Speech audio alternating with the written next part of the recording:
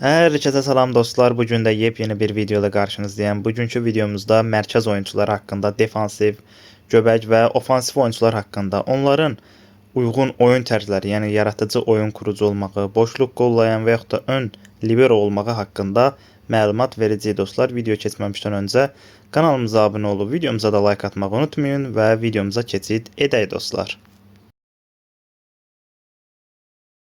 Bəli dostlar, boşluq kollayan oyuncu. Boşluq kollayan oyuncu kimi Andres Iniesta'nı seçmişəm. Iniesta gördüyünüz kimi hücum vaxtıdır və o bir hücumçu kimi tam olaraq irəliyə qaçır. Və əgər müdafiə kömək lazımdırsa, baxın, hücuma qaçmır, yerində dayanmır, o da müdafiə qayıdaraq tamamilə kömək etmək istəyir. Yəni hücum vaxtı bir hücumçu kimi olur. Əgər topu biz itirdiksə, itirdiyimiz andan etibarən o geriyə qaçaraq, yəni müdafiəçilərə kömək etmək istəyir. Əgər topu təkrardan geriyə qazandıqsa, o yenidən irəliyə çıxmaq üçün şans kollayır. Klassik 10 nömrə ceza sahası yaxınında hücumu başlatan bir oyun kurucu. Fırsat çıxdığında gol atmaq üçün kendini göstərir. Defans yaparkən dayanıqlıq kaybını en aza indirmək üçün depar atmaqdan kaçınır. Yəni bu nə deməkdir? Baxın, burada gördüyünüz kimi hal-hazırda Maradonadır. Rəqib hücuma çıxır və Maradona gördüyünüz kimi müdafiəyə qaçmaq əvəzinə, yəni olduğu yerdə qalır, addımlaya-addımlaya hərəkət edir. Hər kəs baxın təlaşdadır. Bütün oyuncular təlaşdadır, müdafiəyə qayıdırlar.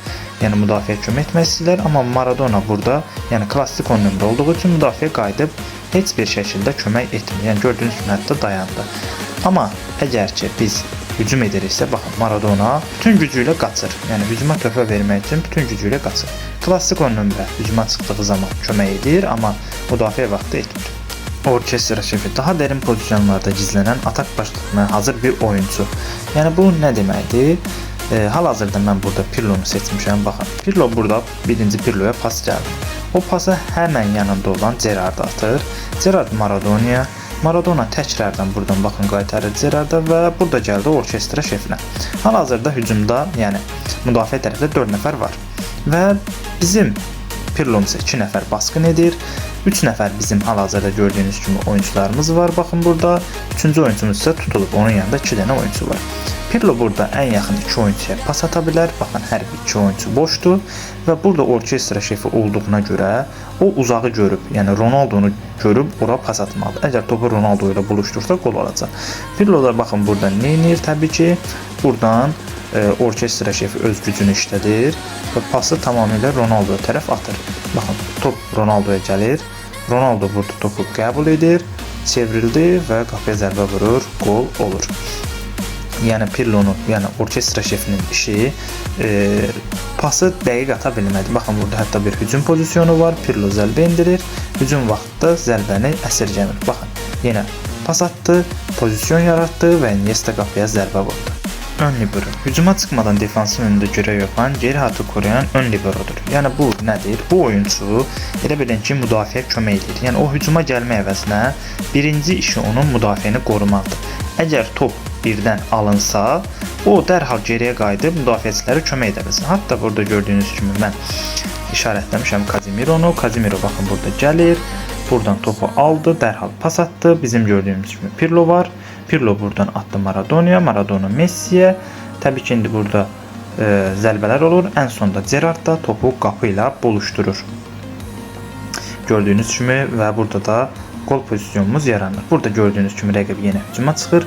Casemiro baxın müdafiə tərəf qayıdır. Qayıdır ki, yəni gördü yenə top rəqibdədir. Baxın, tam gücü ilə qayıdır ki, əgər bir kömək lazım olsa müdafiə birinci o etsin. Yaratıcı oyun kurucu atak başlatmaq və kale önündə asist yapmaq üçün savunmadakı boşluqlardan faydalanan bir oyuncu. Yəni bu biraz elə bilin ki, geriyə gələn forvetlə eyni tarza sahibdir.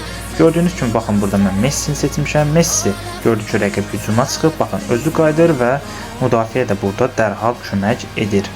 Və əgər biz hücuma çıxırıqsa, baxın Messi geriyə gələn forvet kimi geridə dayanır. Yəni gözləyir ki, top ona gəlsin, pas ata bilsin. Yəni ən əsas istədiyi pas ata bilmək. Baxın burada gördüyünüz kimi təkrardan pas atdı və burada gördüyünüz kimi irəliyə qaçır. Burada bir dənə pozisyon var. Baxın Pirlo buradan Maradona'ya atır. Maradona da buradan Messi'ye qayıdır. Messi'ye qaydanda Messi'nin qarşısı boş. Yanında olan iki oyuncudan da 20 metr məsafədədir. Yəni buradan qapıya zərbə endirmək Messi üçün çox asandır. tam orta saha 90 dəqiqə boyunca sahada basmadan yer bırakmayan bir oyuncu. Yəni bu oyuncu 90 dəqiqə hər yerdə olur. Həm müdafiədə olur, həm hücumda olur, həm necə deyim mərkəzdə olur. Baxın burada gördüyünüz kimi Steven Gerrard. Biz hücuma çıxırıq. Gerrard gördüyünüz kimi qayıtdı, baxın müdafiədədir.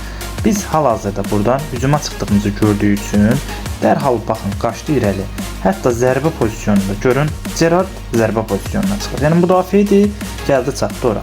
Biz indi rəqib gördüyünüz kimi burada atak edir və burada Gerrard gördüyünüz kimi olabildiyincə geriyə qayıdır ki, müdafiədə töhfə verə bilsin. Yəni təkcə hücumla belə deyək yetinmir. Hücuma çıxdığımız vaxtda o hücuma töhfə vermək üçün burada gəlir. Hərçənd ki Maradona pas ata bilmir, amma o hücuma gəlir və köməyini əsirgəmir burada. Təbii ki gördüyünüz kimi rəqibin qapısının ağzına qədər belə getdi. Dostlar, videomuz bu qədərdir. Ümid edirəm ki videonu bəyəndiniz. Növbəti videolarda görüşmək ümidi ilə sağ olun.